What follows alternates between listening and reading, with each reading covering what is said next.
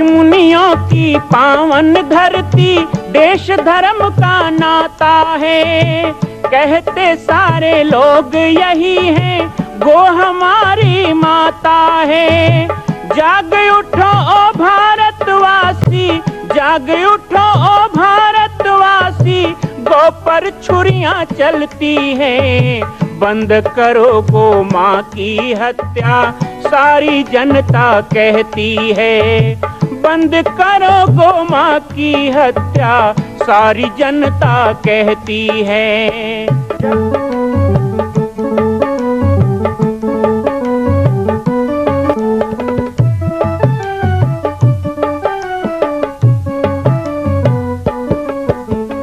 जगह जगह पर बूचड़ खाना, लाखों गौएं कटती हैं। किसे सुनाए व्यथा हमारी, नैना नीर बहाती हैं। रक्षा करना गौ माता की, रक्षा करना गौ माता की, गीता ज्ञान सिखाती है। बंद करो गो माँ की हत्या, सारी जनता कहती है। बंद करो गो माँ की हत्या, सारी जनता कहती है।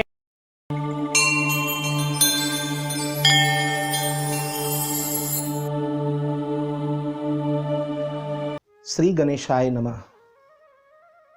सुमुखश्चैकदन्तश्च कपिलो गजकर्णकः, लंबोदरश्च विकटो विघ्ननाशो विनायकः।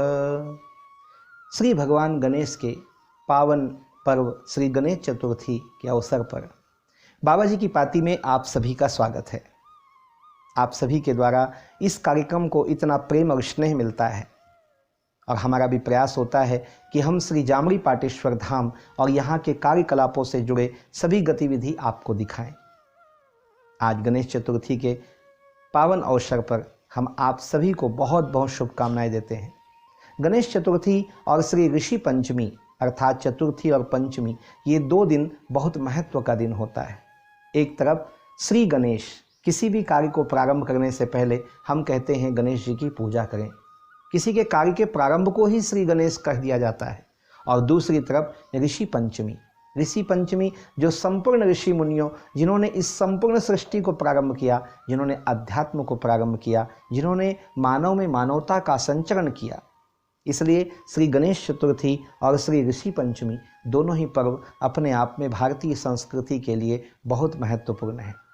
भगवान श्री गणेश के पावन दिव्य विग्रह का दर्शन करते हुए आज हम श्री गणेश जी के जीवन से जुड़ी हुई, उनकी लीलाओं से जुड़ी हुई कुछ कथा का श्रवण भी करेंगे। आप सभी को मैं आमंत्रित करता हूँ, आइए और श्रवण कीजिए भगवान श्री गणेश की कथा। हमारे ऑनलाइन सत्संग में हमारे श्री जितेंद्र जी ने प्रश्न किया कि भगवान गणेश इतने विशाल हैं और उनका वाहन मूषक। तो इस विषय पर हम सुनते हैं कि क्या प्रसंग है कि भगवान गणेश को मूषक इतना प्रिय लगा कि उन्होंने उसे अपना वाहन बना लिया। देखिए, मूषक का मतलब चूहा नहीं है, भले उनका शरीर, उनका स्वरूप वैसा बनाया जाता है, इसकी कई कथाएं हैं, लेकिन जितेंद्र जी सबसे प्रसिद्ध कथा है, पुराणों में है कि भगवान गणेश जी का युद्ध गजमुखासुर नामक असुर से हुआ। गजमुखासुर को किसी भी अस्त्र से खत्म नहीं किया जा सकता था, क्योंकि उसको वरदान मिला था। गजमुखासुर ने गणेश जी को अपने एक दांत से वार किया। गणेश जी ने जब अपने दांत से उस पर वार किया तो उससे डर कर गजमुखासुर मूषक बनकर भागने लगा, लेकिन गणेश जी ने अपने पास में उसे बांध लिया। इस पर गजमुखासुर ने गणेश जी से माफी मांगी और उसके बाद गणेश जी ने उनका वाहन बनाकर उनको अपने साथ रख लिया। द्वापर युग में एक बलवान मूषक ने महर्षि पराशर के आश्रम में तोड़फोड़ की, ये दूसरी कथा है। ऋषियों के वस्त्र और ग्रंथों को काट दिया। इससे परेशान महर्षि पराशर गणेश जी से सहायता मांगने पहुंचे। गणेश जी ने उस मूषक को पकड़ा और गणेश जी ने पास फेंका। मूषक पास का पीछा करते हुए पाताल लोक पहुंच गया। वहां से पास उसे बांधकर गणेश जी के सामने ले गया। गणेश जी ने मूषक से कहा, तुम मेरी शरण में हो, जो चाहे मांग सकते हो। इस पर मूषक ने कहा, मुझे आपसे कुछ नहीं चाहिए, लेकिन आप मुझसे कुछ मांग सकते हो। गणेश जी ने कहा, आज पहली बार कोई मिला जो मुझे कहता है कि मांग लो, तो चलो तुम मेरे वाहन बन जाओ। इस तरह मूषक जो है गणेश जी का वाहन बन गया। ऐसी कई कथाएं हैं, लेकिन हम यही समझना चाहिए कि कोई भी देवी देवता यदि किसी जीव जंतु को अपना वाहन या अपना आभूषण बनाते हैं तो ये मानना चाहिए कि संपूर्ण प्रकृति देवी देवताओं की है। इसलिए प्रकृति के हर प्राणी जड़ चैतन्य को हमें सम्मान देना चाहिए। इसी प्रसंग से जुड़ा हुआ एक प्रसंग, भगवान श्री गणेश एक दंत क्यों? एक दंत दयावंत चार भुजाधारी, मस्तक सिंदूर सोहे मूस की सवारी। श्री गणेश जो स्वयं विघ्नहर्ता है, उनका एक दंत क्यों? एक दंत की कथा कुछ इस प्रकार हमें सुनने को मिलती है। एक दंत गणेश, भगवान श्री गणेश को हम कहते हैं एक दंत दयावंत चार भुजाधारी। भगवान गणेश जो स्वयं विघ्न विनाशक है, जिनके स्मरण मात्र से सभी विघ्न दूर हो जाते हैं, उनके ऊपर ऐसा कौन सा विघ्न आ गया कि उनको एक दांत खोना पड़ा? वो एक दंत कैसे हुए? कथा आती है कि महर्षि वेद व्यास को जब महाभारत लिखना था, तो महाभारत लिखने के लिए उनको ऐसे व्यक्तित्व की जरूरत थी जो उनके मुख से निकले हुए महाभारत की कहानी को तो लिखे, पर वो स्वयं कुछ ना बोले। इस कार्य के लिए उन्होंने गणेश जी को चुना। गणेश जी इस बात के लिए मान गए, पर उनकी एक शर्त थी कि महाभारत लेखन को एक पल के लिए भी बिना रुके करना होगा। महर्षि वेद व्यास ने स्वीकार किया, लेकिन वेद व्यास जी ने गणेश जी के सामने भी एक शर्त रखा कि गणेश जी आप जो भी लिखोगे समझ कर लिखना, अर्थात जो भी मैं बोलूं वो नहीं, जहां विवेक का इस्तेमाल करना हो आप करिए। गणेश जी उनकी शर्त मान गए। दोनों महाभारत के महाकाव्य को लिखने के लिए बैठ गए। वेद व्यास जी ने महाकाव्य को अपने मुंह से बोला और गणेश जी ने समझ समझ कर जल्दी जल्दी लिखा। कुछ देर लिखने के बाद अचानक गणेश जी की कलम टूट गई। महर्षि तेजी से बोले जा रहे थे। गणेश जी समझ गए, उन्हें थोड़ा भी गर्व हो गया था कि महर्षि के शक्ति और ज्ञान को वो ना समझे। उसी दांत को स्याही में डुबाकर महाभारत की कथा लिखने लगे। जब भी वेद व्यास जी को थकान महसूस होती तो एक मुश्किल सा छंद बोल देते, जिसको समझने और लिखने में गणेश जी को ज्यादा समय लग जाता और महर्षि आराम करने का समय ढूंढ लेते। लेकिन गणेश जी को आराम नहीं था। गणेश जी को महाभारत लिखने में 3 वर्ष लग गए। श्री गणेश जी एक दंत इसलिए कहलाए। भगवान श्री गणेश आदिदेव हैं, लेकिन आदिदेव महादेव भी भगवान गणेश की पूजा करके अपने युद्ध कार्य को प्रारंभ करते हैं।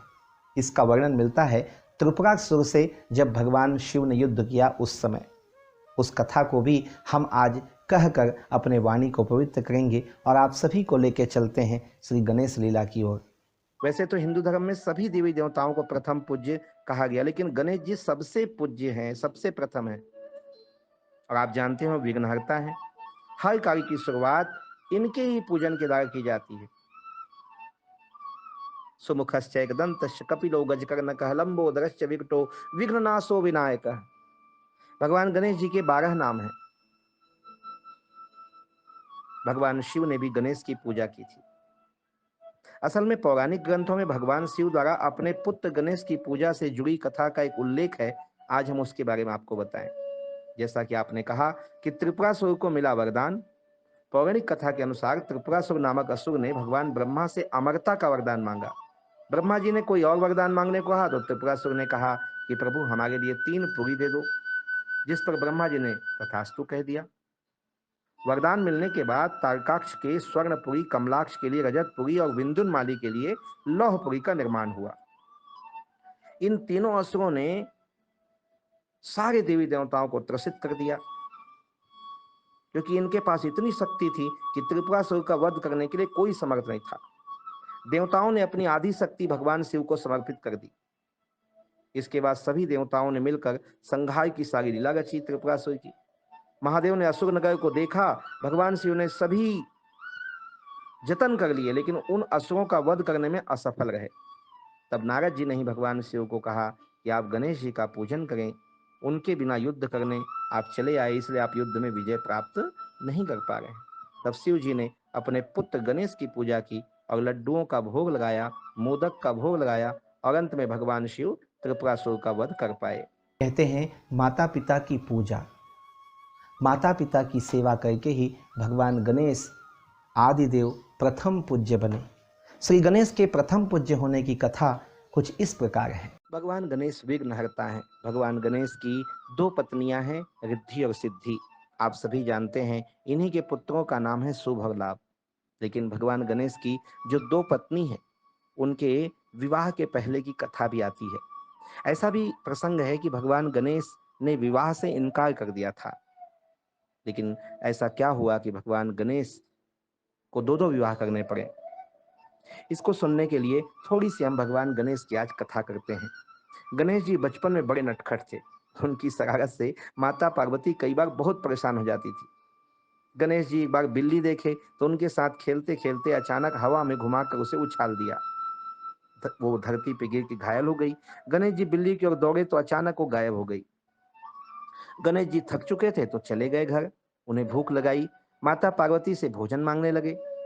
देवी पार्वती ने कहा, पुत्र अभी थोड़ी देर पहले आओ तब भोजन देती हूँ, कि अभी मेरे पूरे शरीर में धूल लगी है और धूल धूर्षित हूँ, जोर से गिरी भी हूँ, इसलिए शरीर में दर्द हो रहा है। अभी औषधि का लेप लगाकर विश्राम कर रही हूँ। गणेश जी ने सुना माता की बात तो बड़े दुखी हो गए कि माता को चोट लग गई, कैसे गिर गई, आपका शरीर कैसे धूल धूर्षित हो गया। माता बोली, पुत्र जिस बिल्ली को तुमने घुमाकर फेंका वह मैं ही थी। मैं मातृ स्वरूपा हूँ। संसार के सभी मातृ में मेरे अंश हैं। या देवी सर्वभूतेषु मातृरूपेण संस्थिता। इसलिए किसी भी माता को कष्ट होता है तो मुझे ही कष्ट होता है। तुम किसी भी मातृशक्ति को कष्ट दोगे तो साक्षात भवानी को कष्ट दे रहे हो। गणेश जी को बड़ा दुख हुआ और उन्होंने क्षमा मांगी। माता ने सबक सिखाने के लिए सीख तो अच्छी दी, लेकिन गणेश जी उस बात को अपने तरह से एक ऐसी व्याख्या कर ली कि माता के लिए और बड़ी समस्या हो गई। और वो क्या है वो भी आपको बताते हैं। श्री गणेश प्रसंग में बहुत ही प्रसिद्ध प्रसंग है माता पिता की भक्ति का। एक बार सभी देवता बहुत मुश्किल में आए और वो शिव जी की शरण में अपनी मुश्किल का हल करने के लिए पहुंचे। उस समय भगवान शिव, गणेश और कार्तिक सब एक साथ बैठे थे। देवताओं को मुश्किल में देखकर शिव जी ने गणेश जी और कार्तिक से प्रश्न पूछा, तुम में से कौन देवताओं की मुश्किल को हल करेगा, बताइए और उनकी मदद करिए। जब दोनों भाई मदद के लिए तैयार हो गए तो शिव जी ने उनके सामने एक प्रतियोगिता रखी। इस प्रतियोगिता के अनुसार दोनों भाइयों में जो सबसे पहले पृथ्वी की परिक्रमा करके लौटे वो देवताओं की मुश्किलें मदद करे और संभवतः वही प्रथम पूज्य का अधिकारी भी बने। कार्तिकेय ने जैसे ही सुना वो अपनी मोर पर बैठकर पृथ्वी की परिक्रमा करने चले गए, परंतु गणेश जी अपनी जगह पर खड़े रहे और सोचने लगे कि मूषक की मदद से पूरी पृथ्वी का चक्कर वो कैसे लगा सकते हैं। उसी समय उनके मन में उपाय आया। वो अपने पिता शिव जी और माता पार्वती के पास गए और उनको बैठाकर उनकी पूजा कर, तिलक कर, आरती करके, उनके चरणों में प्रणाम करके 7 परिक्रमा उनकी की। कुछ समय बाद कार्तिक पूरे पृथ्वी का चक्कर लगाकर लौटे, स्वयं को विजेता कहने लगे। तो शिव जी ने गणेश जी की ओर देखा और उनसे प्रश्न किया कि गणेश, तुम क्यों पृथ्वी की परिक्रमा करने नहीं गए। गणेश जी ने उत्तर दिया, माता पिता में तो पूरा संसार बसा है, चाहे मैं पृथ्वी की परिक्रमा करूं या अपने माता पिता की, दोनों एक ही बात है। यह सुनकर शिव जी बहुत खुश हुए और उन्होंने गणेश जी को सभी देवताओं को मुश्किलों को दूर करने की आज्ञा दी। साथ ही शिव जी विघ्नहर्ता कहलाए, प्रथम पूज्य कहलाए। इस कथा से हमें ये शिक्षा मिलती है कि संसार में आप चाहे साधु, सन्यासी, बैरागी, व्यापारी, किसान, धर्मात्मा, विद्वान, ज्ञानी कुछ भी हो जाओ, लेकिन माता पिता से बढ़ के कोई नहीं होता है। इसलिए माता पिता की सेवा, उनकी देखभाल, उनकी सुख सुविधा, ये सबसे पहले जरूरी है। माता पिता गुरु को जो ध्यान नहीं देता और भगवान गणेश की वो कृपा चाहता है, उनकी पूजा करता है, ऐसे मूर्खों को भगवान गणेश जी कभी ज्ञान नहीं देते। जिनके माता पिता कष्ट पा रहे हों और उनकी संतानें गणेश पूजा कर रही हों, तो गणेश भगवान उनके ऊपर वक्र दृष्टि देखते हैं और उनके लिए विघ्नहर्ता नहीं बल्कि विघ्नकर्ता बन जाते हैं। इसलिए आइए आज से ही संकल्प लें कि जिन्होंने जन्म दिया, जिन्होंने संस्कार दिया, ऐसे माता पिता के प्रति हम पूरी श्रद्धा रखें, उनके सुख दुख का ध्यान रखें, सब कुछ छोड़कर पहले उनकी सेवा करें। भगवान विघ्नहर्ता गणेश के पावन पर्व जो आज से लेकर 10 दिन तक चलना है, इस पर्व में अनंत चतुर्दशी तक हम बहुत सी चर्चा आपसे करेंगे, बहुत से प्रसंग आपके साथ हम जोड़ेंगे। लेकिन आज बाबा जी की पाती में हमने श्री गणेश का गुणानुवाद किया और आप सबसे भी चाहूँगा कि इन सभी कथाओं से जो भी संदेश मिलता है उसे जीवन में आप धारण करें। पुनः मिलेंगे, बाबा जी की पाती में इसी तरह जुड़े रहें और आनंद लेते रहें। हम आप सभी को श्री जामड़ी पाटेश्वर धाम आने का निमंत्रण भी देते हैं। आइए श्री सीता रसोई में भोजन प्रसादी प्राप्त कीजिए। माँ कौशल्या का अद्भुत दिव्य मंदिर का निर्माण हो रहा है। इस निर्माण में आप भी हाथ बटाएं। 1000 रुपये प्रति वर्ष देने का संकल्प कोई बहुत बड़ा संकल्प नहीं है। ऐसे लाखों रुपए हम खर्च करते हैं, वर्ष में मात्र 1000 रुपये का संकल्प लेकर आप भी आजीवन सदस्य बने। नीचे चल रहे हमारे मोबाइल नंबर पर आप व्हाट्सएप करके सदस्यता ले सकते हैं और साथ ही साथ नीचे चल रहे अकाउंट नंबर पर अपनी राशि भेजकर सहयोग दे सकते हैं।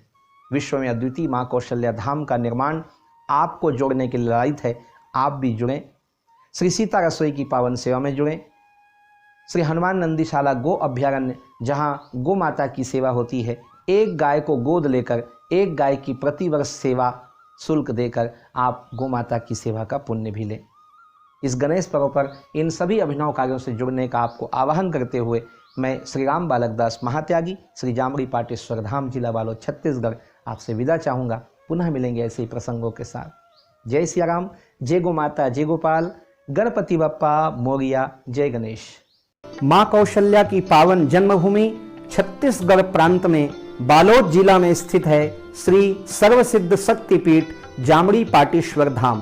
परम पूज्य सद्गुरुदेव राजयोगी बाबा जी की तपस्थली श्री पाटेश्वर धाम और विश्व के अद्वितीय माँ कौशल्या जन्मभूमि मंदिर निर्माण का दर्शन करने और इसी प्रकार समसामयिक विषयों पर अपना ज्ञान वर्धन करने के लिए और 10,000 गायों के लिए बनने वाले श्री हनुमान नंदीशाला गो अभ्यारण्य का समाचार प्राप्त करने के लिए आप सभी देखते रहें YouTube चैनल पर राम बालक दास, और हमारे चैनल को आप सभी सब्सक्राइब करें, घंटी का बटन दबाएं ताकि आप सूचनाओं से जुड़े रह सकें। जय श्री राम, जय गो माता, जय गोपाल।